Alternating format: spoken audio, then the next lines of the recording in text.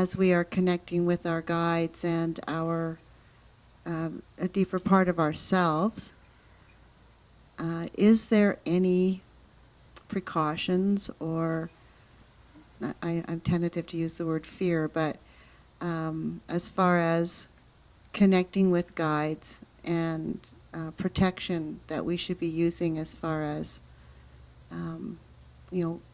opening up to that realm? Again, we come back to the idea of creating boundaries. With the idea that boundaries are needed comes the idea that there's something to be separated from. With the idea that there is nothing that can infiltrate your personal energetic field and affect your own personal vibration,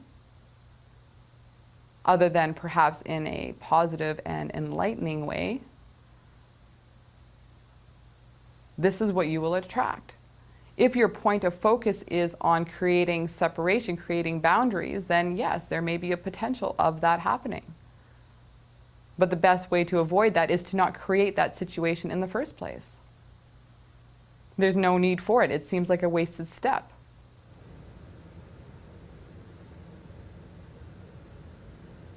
Come back to the idea of the energy exchange.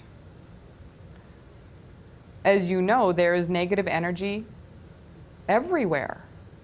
You can't possibly avoid it. But what you can do is choose not to be a part of it.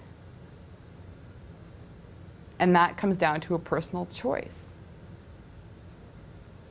And whatever you need to do to get yourself into a state of knowing this, then do it. If that means visualizing these bubbles that we talked about, then go ahead and visualize that. But simply the knowing is all you need.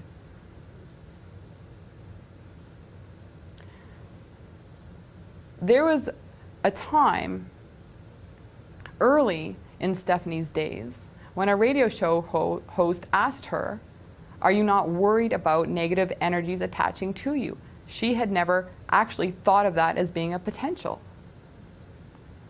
And for about 24 hours, it rattled her a little bit. And she started to become concerned about that happening. But then quickly realized that that was not something that she needed to be worried about. And she called the host back and said, "Thank you very much. I would rather not be a part of your show."